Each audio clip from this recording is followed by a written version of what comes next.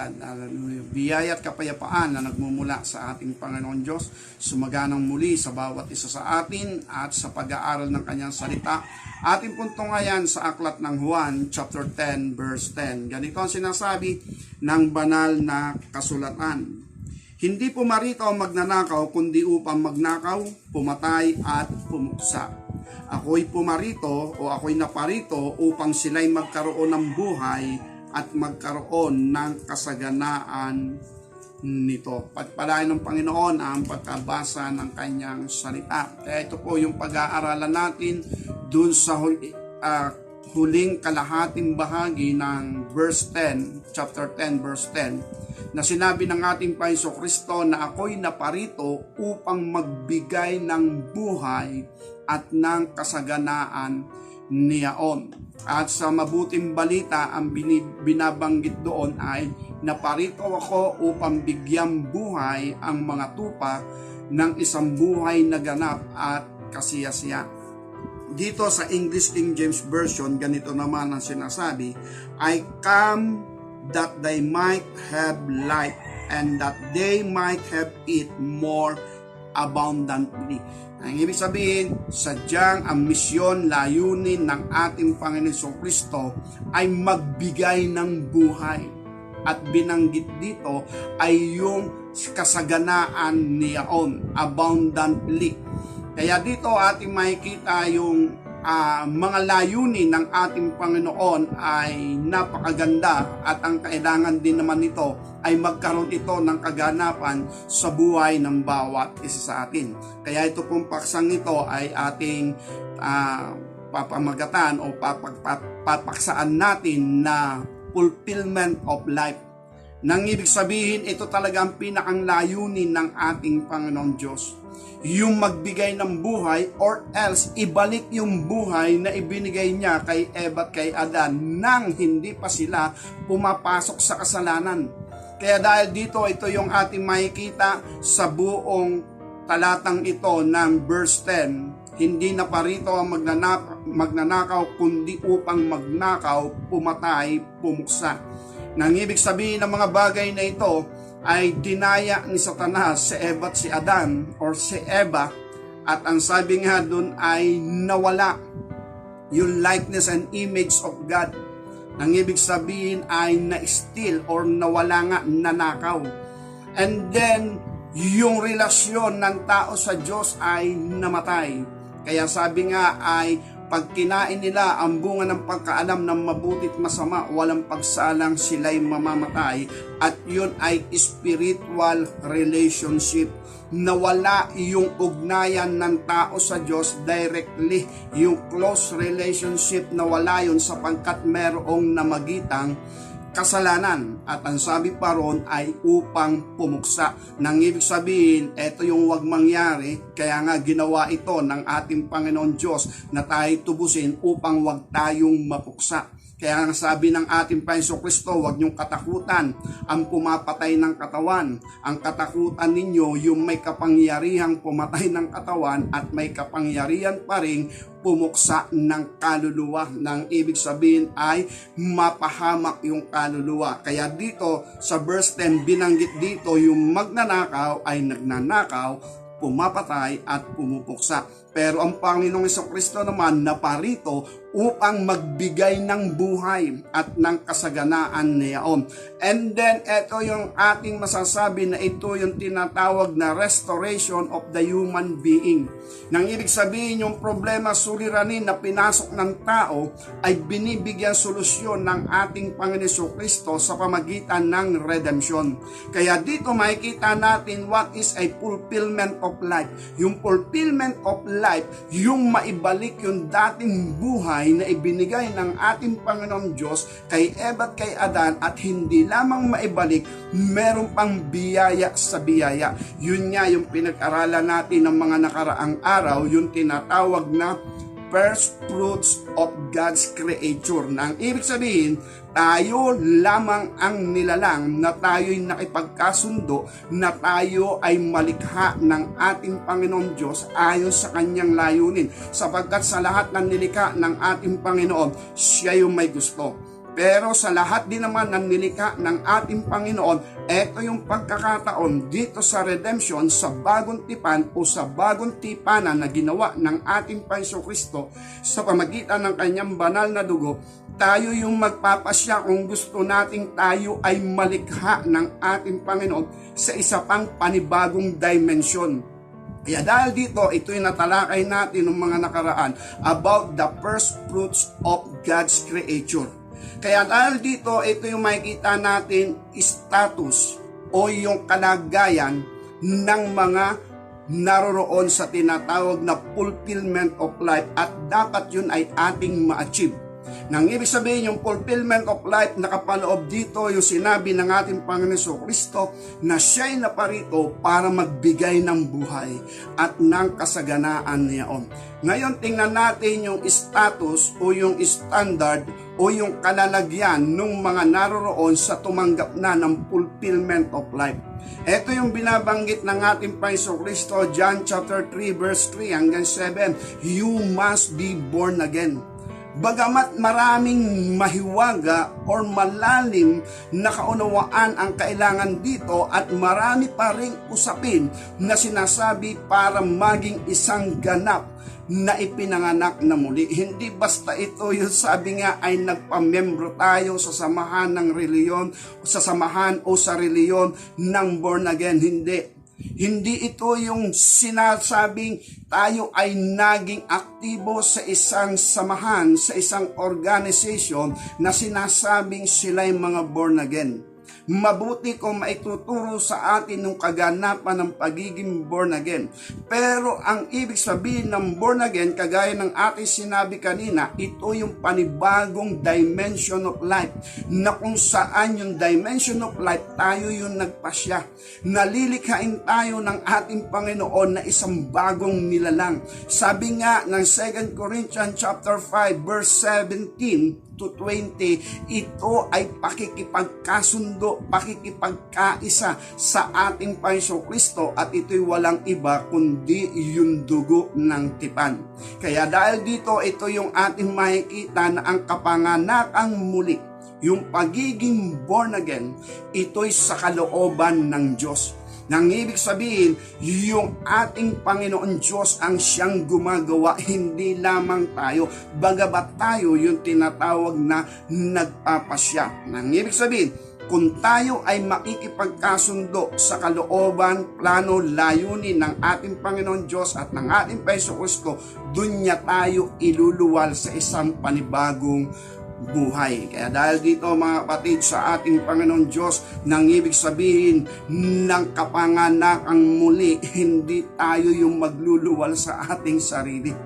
Or else hindi yung certificate na tayo binautismuhan sa tubig ay tayo iniluwal ng muli. Hindi, kundi ang ating Panginoon Diyos ang magluluwal sa atin sa pamagitan ng salita ng katotohanan. Yun yung binanggit natin noong nakaraan, James chapter 1 verse 18, na sinasabi nga roon, tayo'y ipinanganak sa pamagitan ng salita ng katotohanan.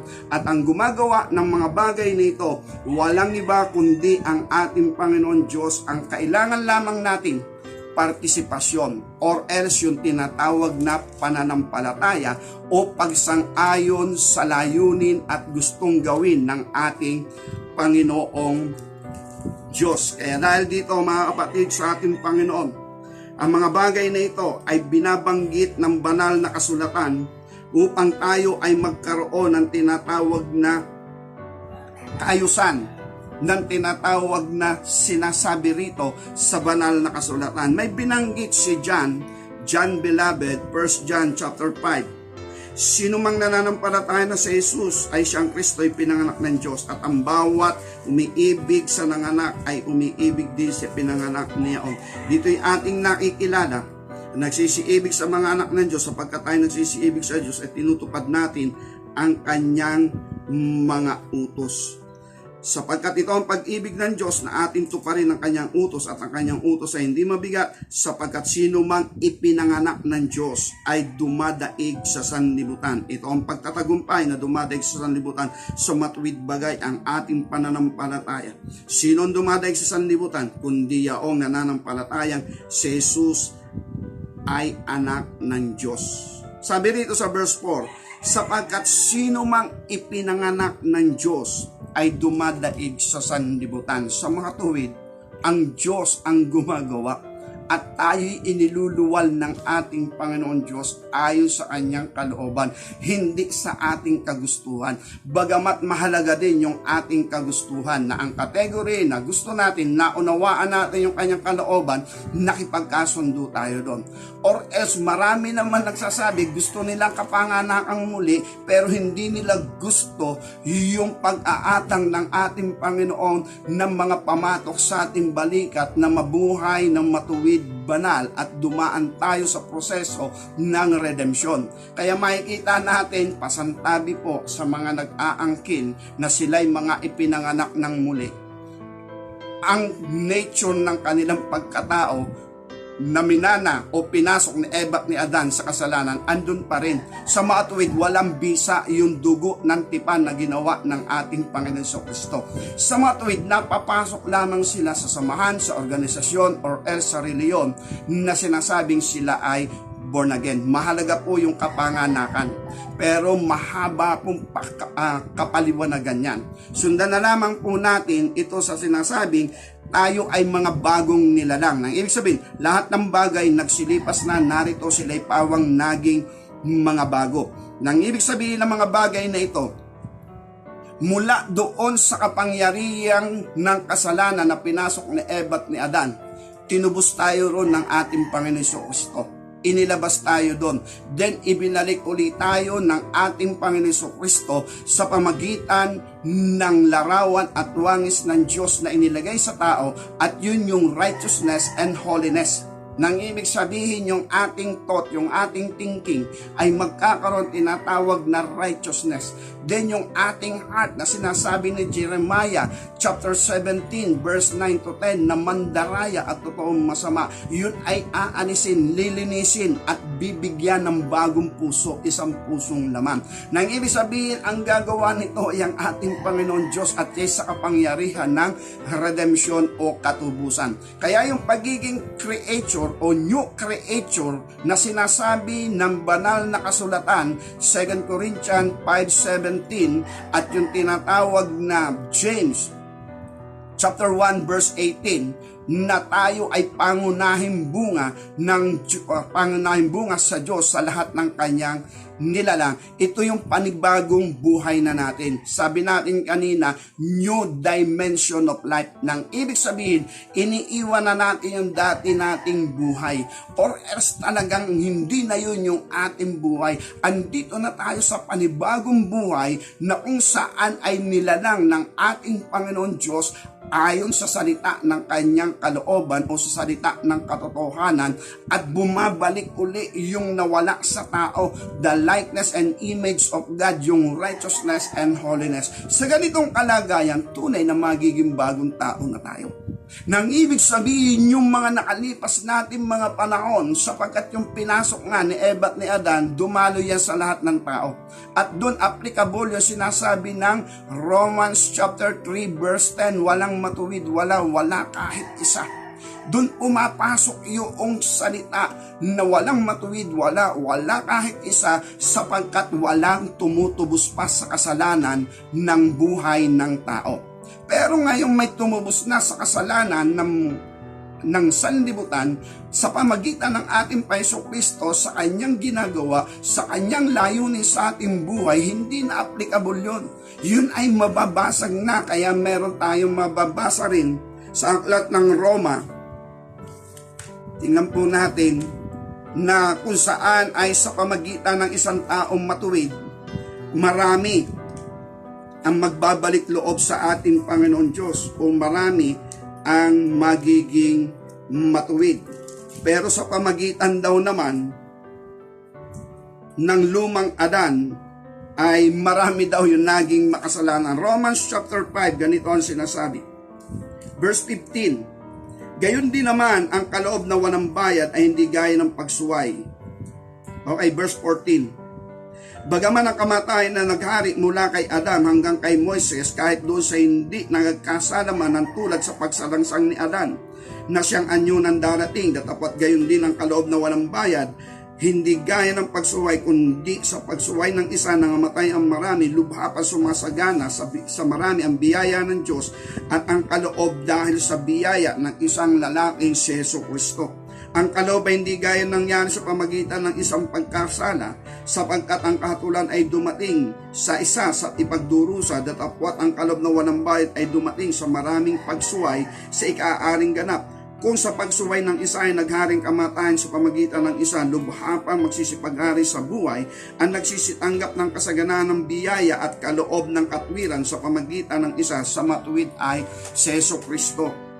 Kung paanong sa pamagitan ng isang pagsuway dumating ang hatol sa lahat ng mga tao sa ipagdurusa, gayon din naman sa pamagitan ng isang gawa ng katwiran ang kaloob na walang bayad ay dumating sa lahat ng tao ang ikaaring ganap, sapagkat kung paanong sa pamagitan ng pagsuway ng isang tao marami ang naging mga kasalanan, gayon din naman sa pamagitan ng pagtalima ng isa ay marami ang magiging mga matuwid. Kaya yung pagdating ng ating Jesucristo at pagganap at pagtubos ng ating Jesucristo sa kasalanan ng sanlibutan sa pamagitan niya at sa pananampalataya sa ginawa niya o pagkakaisa sa ginawa niya, marami ang magiging matuwid. Sa mga tuwid, hindi lahat ay nakapaloob dun sa walang matuwid. Wala kahit isa, sapagkat ito yung nakita ko sa mga nakalipas na panahon. Arabang itinatatak na lang sa tao, walang matuwid, wala kahit isa.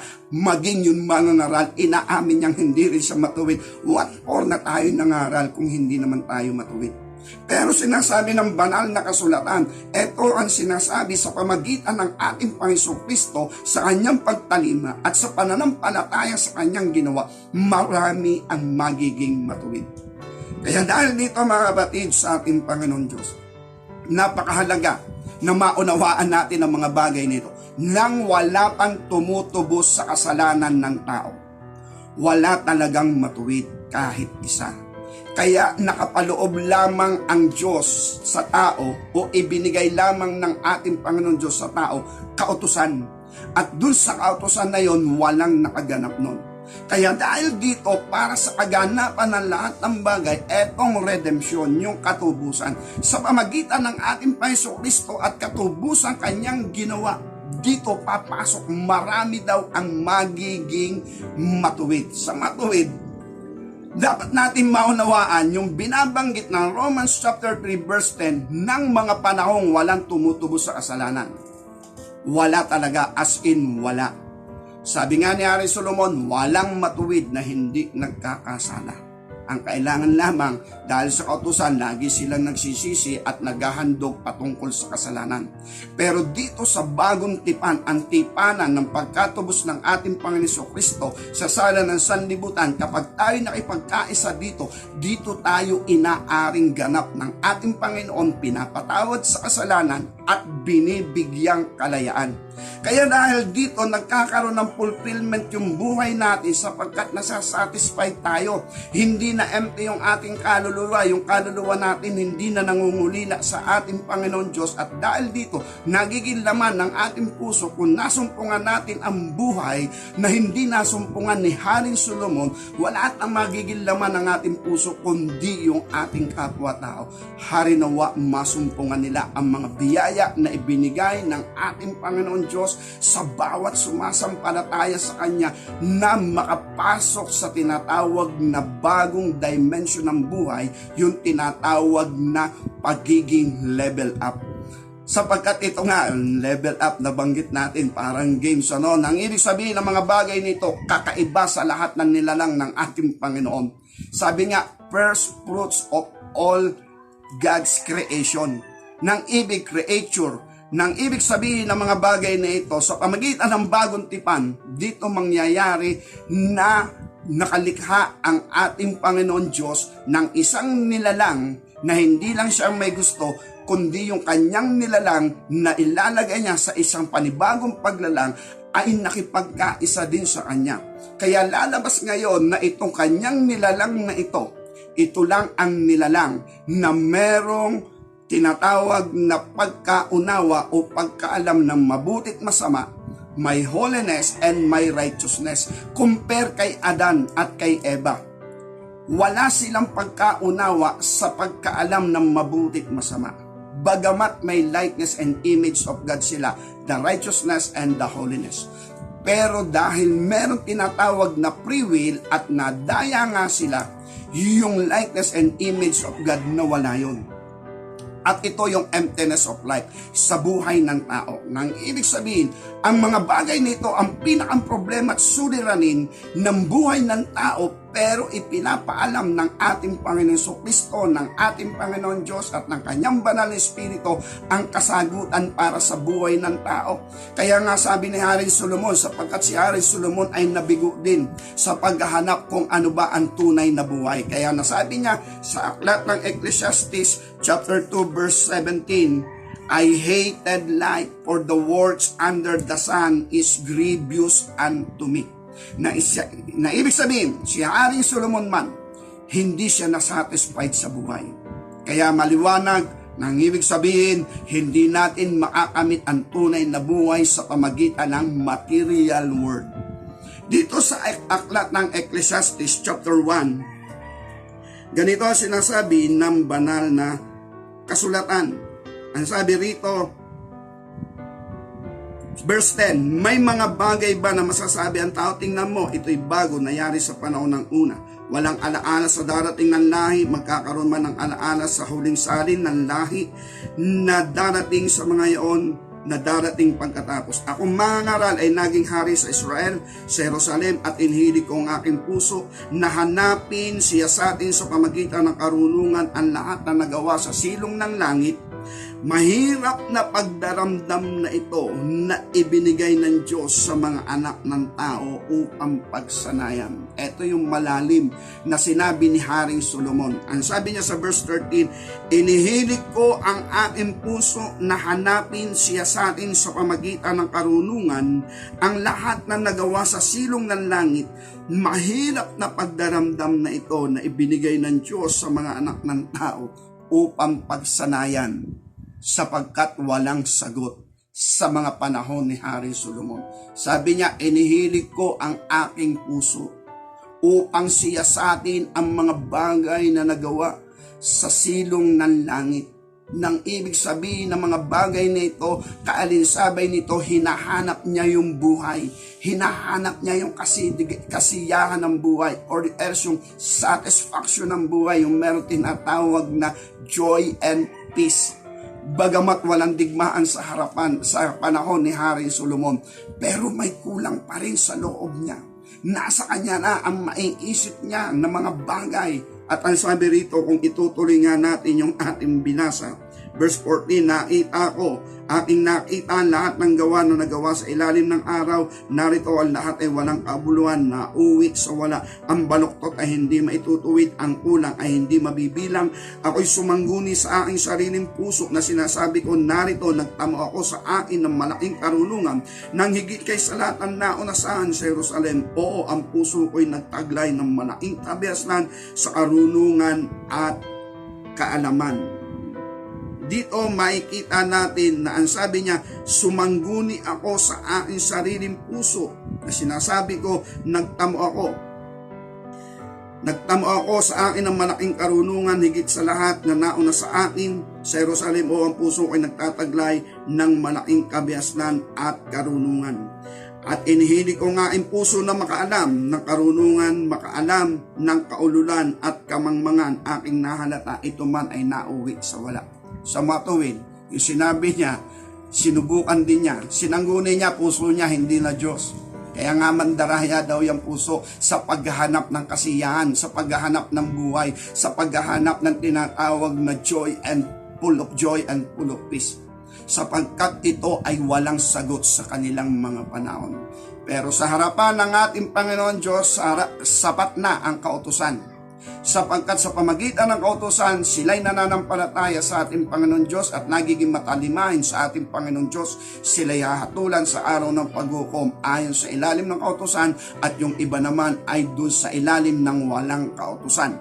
Sila ay covered ng katubusang ginawa ng ating Hesus Kristo at merong paghukom sa kanila sapagkat ang katubusang ginawa ng ating Hesus Kristo, yan ay pangako pa kay Eva at kay Adan na makita na sa loob nila may kapakumbabaan loob, kaya sila'y binihisa ng balat ng hayop at walang mabuting balat ng hayop kundi ang balat ng tupa sapagkat ang tao ay may pag-asa. Kaya sabi nga roon, ang binhi ng babae ang yuyurak sa ulunan nungang ahas. Kaya dahil dito, ito isang malalim pang pag-aaral, pero yun ay isang pahiwatig ng katubusang gagawin ng ating Panginoon Diyos sa kasalanang ginawa ni Eva at ni Adan. Pero habang hindi pa nangyayari, hindi pa nagaganap yung tinatawag na katubusan mula sa kasalanang ginawa ni Eva at ni Adan, lahat ng lahi ni Eva at ni Adan ay dumarating sa tinatawag na age of accountability. Ito yung 8 years old or 10 years old na sila ay may pananagutan na sa pagkaalam ng mabuti at masama kung saan sila papanig. Nang ibig sabihin, ang mga bagay na ito, ando na yung tinatawag na emptiness of life o yung pananagutan na sa harapan ng ating Panginoon Diyos. And then, sa bahaging yon, kasama pa riyan yung mga propeta, maging ang bayan ng Diyos, ang bansang Israel, at itong ang ating pinag-uusapan, si Hari Solomon. Kasama pa rin doon, hindi nakita ng pinakamatalinong tao sa ibabaw ng lupa kung ano yung buhay na sinasabi ng John chapter 10 verse 10. Isang buhay na ganap at kasiyasiya sapagkat yung buhay na ibinigay ng ating Panginoon Diyos kay Haring Solomon, isang buhay na kasiyasiya, dito lang yun sa ibabaw ng lupa. But pag pinag-usapan yung spiritual, empty pa rin ang kalooban ni Haring Solomon. Kaya dahil dito mga kapatid, sa ating Panginoon Diyos, yung redemption na ginawa ng ating Panginoon Jesucristo, ito yung magdadala sa isang panibagong dimension sa buhay ng tao, hindi lamang na-restore, kundi mas higit pa sa dating kalagayan. Nang ibig sabihin, taglay na nila ngayon yung tinatawag na pagkaalam ng mabuti at masama, then meron pa silang holiness and righteousness. Kaya yung sabi ng ating Panginoon Diyos sa aklat ng Genesis, narito ang tao, naging kagaya na natin, na nakakaalam ng mabuti at masama. Pero nung tao ay makaalam ng mabuti at masama, wala na yung righteousness o yung accurate righteousness and accurate holiness. Wala na yon. Ang sabi lang ng Panginoon Diyos, narito ang tao ay naging kagaya natin, na nakakaalam ng mabuti at ng masama. Nung ang tao hindi pa nakakaalam ng mabuti at masama, larawan sila at wangi sila ng Diyos. Ayon sa kabanalan, ayon sa katwiran. Pero sa pagkaalam ng mabuti at masama, hindi. Tanging Diyos lang ang merong kalagayang ganon. Pero nung sila'y pumasok sa kasalanan, nalaman nila ang mabuti at masama, pero wala silang holiness and righteousness. And then dito sa bagong tipan, sa pamagitan ng new dimension na kapaloob sa bisa ng katubusang ginawa ng Panginoon, babalik yung holiness and righteousness sa buhay ng tao. Then nananatili pa rin yung pagkaalam ng mabuti at masama. And then, sa pagkaalam ng mabuti at masama, dito lang talaga sila sa mabuti. Hindi sila doon sa masama. Kaya dahil dito, ibinigay sa kanila ng ating Panginoon Diyos yung karapatang tawaging mga anak ng Diyos. At napakahirap naman pag pinag-usapan lang natin ay ang salitang born again. Napakahirap sabihin anak ng Diyos, born again, anak ng Diyos, pero sinungaling. Hindi yung totoo. Yung dimension ito, yung ating pinag-aaralan na merong isang buhay na ganap at kasiyasiya, ito yung dimension na kung saan ang mga taong ito ay naliwanagan. Kung sila'y naliwanagan, nakita ang mga katotohanan at nakamit nila yung full of joy and full of peace na sinasabi ni Apostol Pedro sa 1 Peter chapter 1 verse 8, isang kagalakan lubos, ganap at kasiyasiya nga talaga. Nang isabihin, full of joy and full of glory. Kaya ang tao nag-a-adventure kagaya ni Hari Solomon kasi may kulang eh. May hinahanap yung kaluluwa niya gustong bumalik sa may likha sa kanya. Kaya dahil dito, hindi yun pinaalam sa kanya ng ating Panginoon Diyos dahil wala pang ang redemption. Kaya nabanggit din ni Hari Solomon sa kanyang sinulat na Ecclesiastes chapter 2 verse 17, I hated life. Kasi nabigo nga siya Nasaan ba yung buhay? Nasaan ba yung ganap na kasiyahan? Nasaan ba yung buhay na ganap at kasiyasiya? Samantalang sa panahon natin ngayon, hanggang sa panahon naman nila noon, hanggang ngayon din naman, hinahangad ng marami at lahat ng tao o maraming tao yung kalagayan ni Hari Solomon. Yes, pwede makamit ito ng tao, pero yung hindi nakamit ni Hari Solomon, full of joy and full of peace, na pangako naman ng ating Panginoon Kristo. Siya'y naparito upang magbigay ng buhay, isang buhay na ganap at kasiyasiya. Pag sinabi, buhay na ganap at kasiyasiya, wala ka nang hahanapin pa. At yan yung salitang lumabas sa aking bibig, sa Diyos ang kapurihan. Nang dumating yung kagalaan, katuwahan sa aking buhay na lagi kong binabanggit, wala akong pera, walang inaplayang trabaho, nagpapasimula pa lamang ako na mag-aral sa STI noon, programming 1989. Pero dumating sa akin yung kagalaan, katuwaan na nabuksan yung aking isipan, nawalan na nga akong ganang tumambay, nawalan ako ng gana sa mga bisyo, nawalan ako ng gana sa mga bagay na hindi matuwid. And then nakita ko, ito na pala yung buhay ko. Kaya sabi ko, Lord, kung ang kagalaan, katuwang ito mula sa iyo, wala na akong hahanapin pa. At dahil wala na nga akong hahanapin pa, handa na lamang ako sumunod sa Kanya. Hindi po ako naghahangad ng anumang bagay.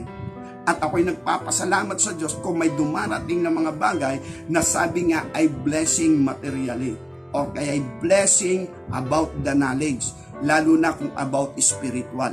Kaya dahil dito, ito yung ating makikita, ang tao ay nadadaya, natutukso dahil nga sa paghahangad or pagnanasa. Kaya sabi nga ni Apostol sa aklat ng 1 na sinabi ron,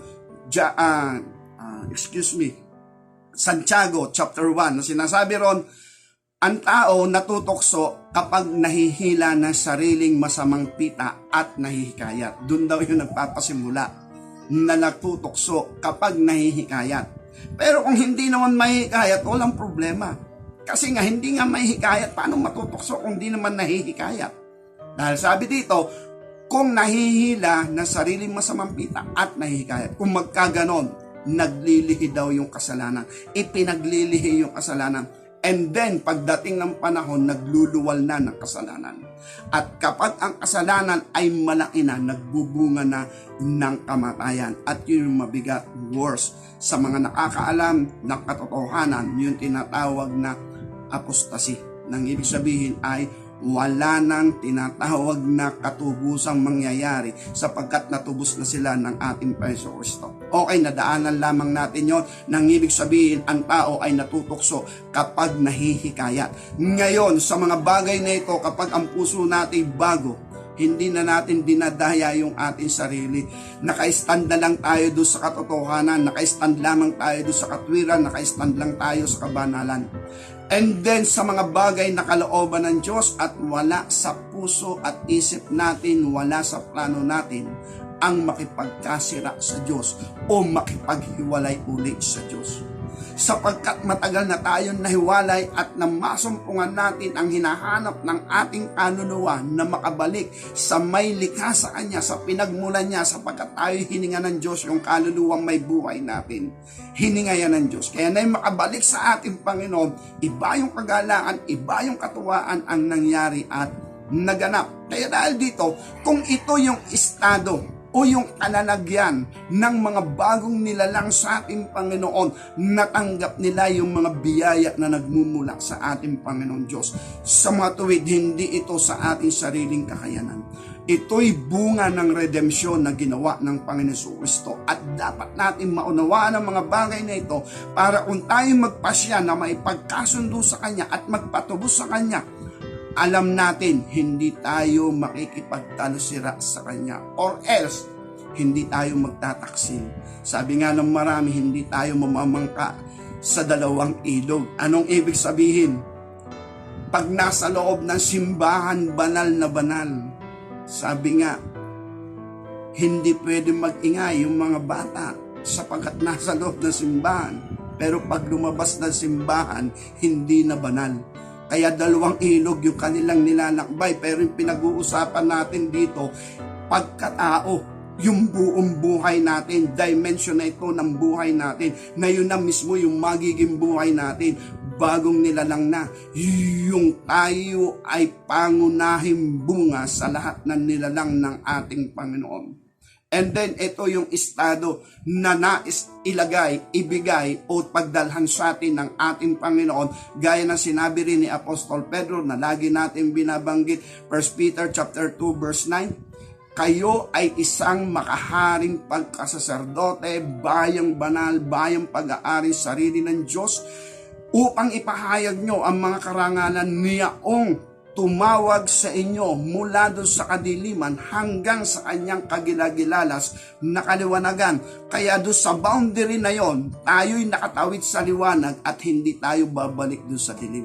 Yun yung pinakang boundary na kung saan ando na tayo sa kaliwanagan.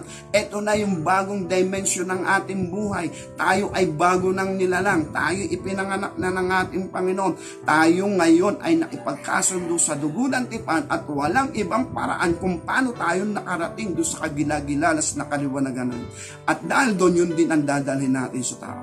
Ang mga bagay na ito na sinasabi natin fulfillment of life, ibig sabihin binigyan tayo ng kalayaan ng ating Panginoon mula sa kapangyarihan ng kasalanan. Yung emptiness of life na fulfill yun. Sapagkat in-embrace na tayo ng ating Panginoon Diyos sa pamagitan ng banal na Espiritu. Nasa sa atin ngayon yung katotohanan, nasa atin ngayon yung katwiran, nasa atin ngayon yung tinatawag na kabanalan, and then tayo'y nagiging templong banal ng banal na Espiritu. Tayo yung banal na templo na lagi pinag-aralan nga natin about the priest of the Lord. Yun din yung ibinigay sa ating estado ng ating Panginoon. Nang ibig sabihin, tayo mga saserdote ng ating Panginoon.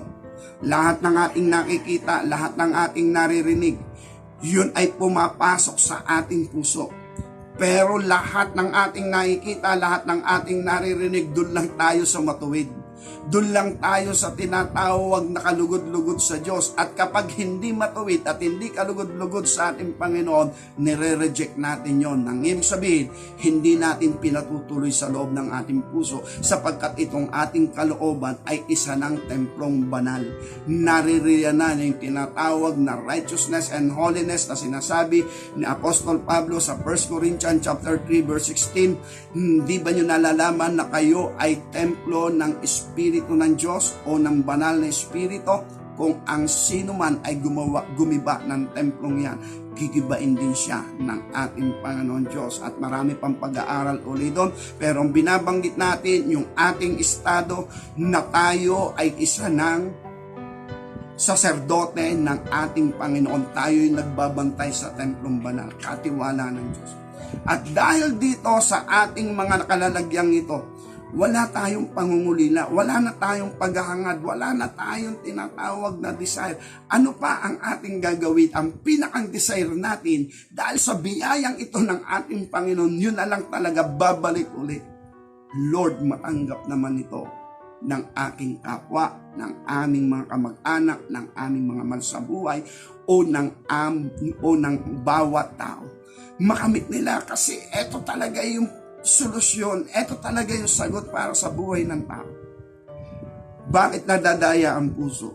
Sapagkat naghahanap ng tinatawag na kasiyahan, naghahanap ng buhay, naghahanap ng katuwaan, kasiglahan. Kaya sabi ng mga kabataan, gimmick-gimmick, at yun, kung anong gimmick, hindi nila alam, nagigimikan pa sila ng tinatawag na pandaraya para hindi nila makita ang mga bagay na biyaya ng Diyos.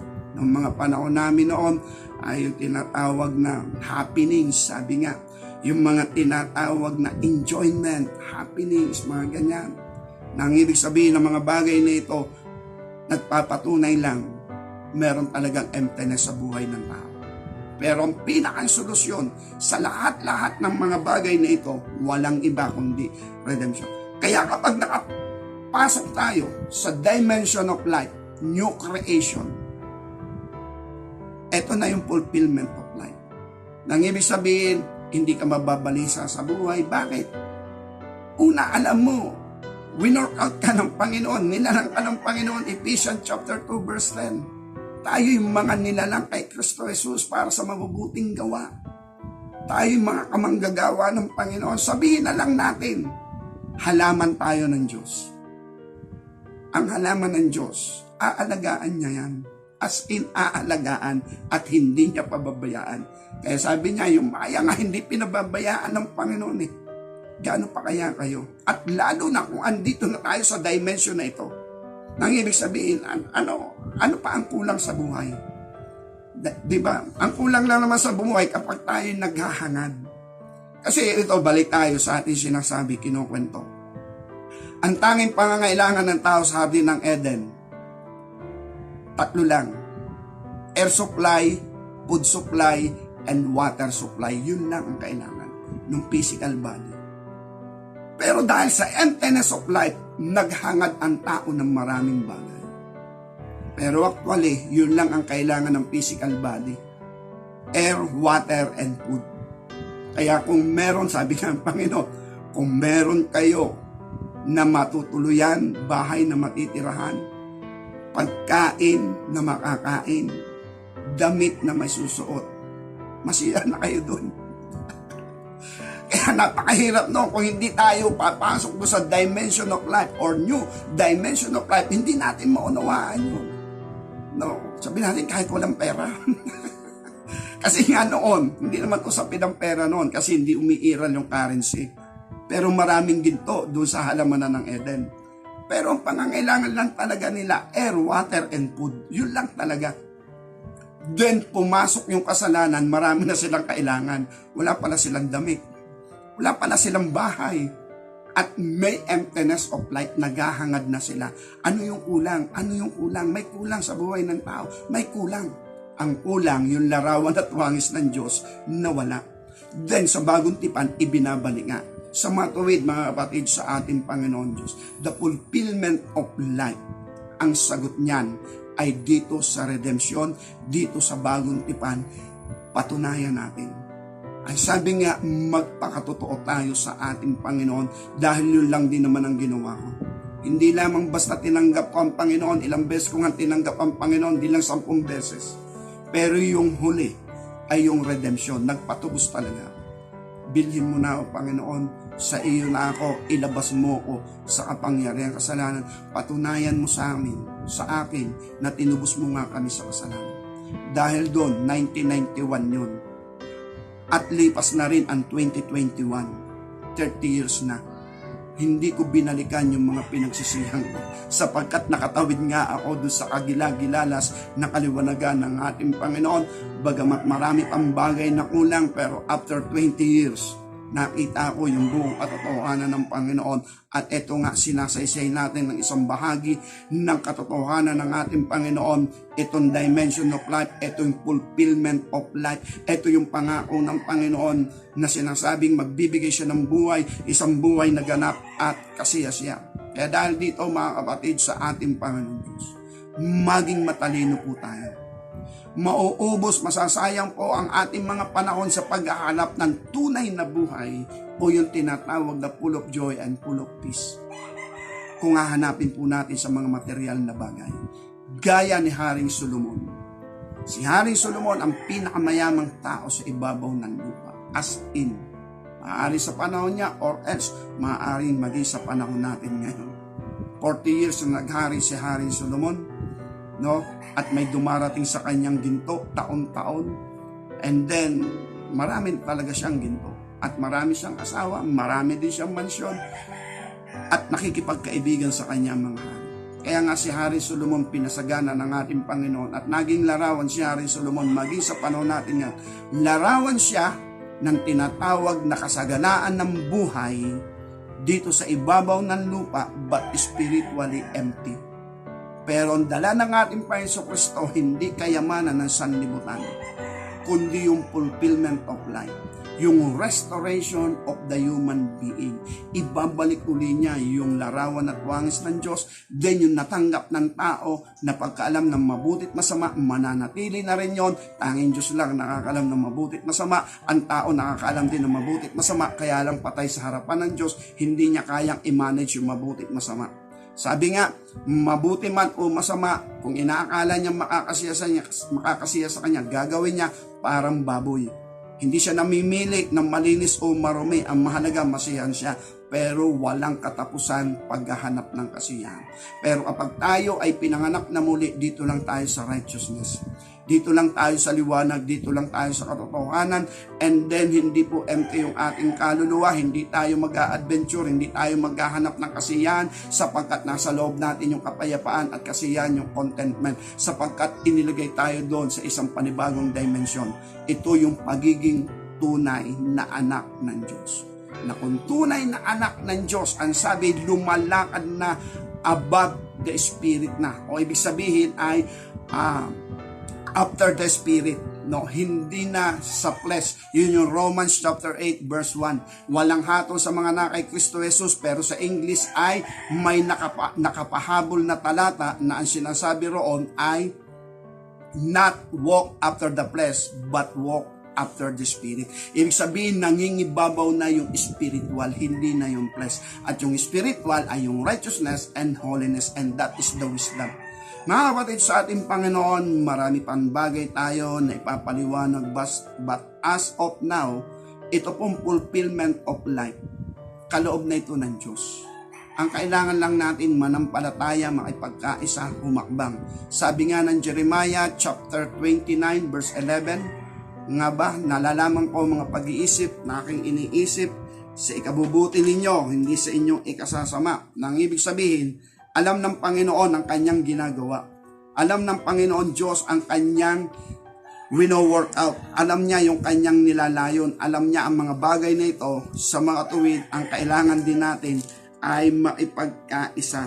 Okay, Jeremiah 29:11. Alam niya ang kanyang ginagawa. Sa ikabubuti daw natin, sa ikapapayapa natin, sa ikaluluwalhati din ng pangalan ng Panginoon. Nang ibig sabihin ng mga bagay nito, mga kapatid, sa ating Panginoon Diyos, ang pagiging matalino, pumanig tayo sa mabuti, sa matuwid. Accountability natin ng pagkaalam ng mabuti at masama. Dito lang tayo sa mabuti, sapagkat ang masama nanggagaling sa pagdaraya ng puso. Kahit alam na mali, ginagawa pa rin, dinadaya kasi ang puso. Pero kapag ang puso natin ay naging pusong laman, inalis yung pusong bato, at ang kalooban natin ay naging templong banal, andyan na yung righteousness of God. Okay, harinawa po sa tulong ng biyaya ng ating Panginoon sa pamagitan ng kanyang banal spirito, na unawaan po natin kung ano yung buhay, ano yung fulfillment of life. Hindi po yung achievement about the world na mga bagay na naririto sa babaw ng lupa. Nabigo si Haring Solomon. Kung sa panahon natin ngayon, maraming salamat sa mga tinatanggap na mga favor, material blessing, pero yung fulfillment of life, spiritual po yan. At ngayon, pinapahayag po natin ang mga bagay nito, bakit din natin subukan. Magaan lang ito ang pamatok ng Panginoon. Hindi mahirap, mag-aral po tayo sa Kanya.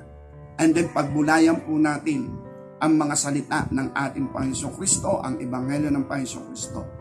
Pagpalain nawa tayong lahat ng ating Panginoon Diyos, sumagana nawa ang mga biyaya niya sa ating buong sambayan.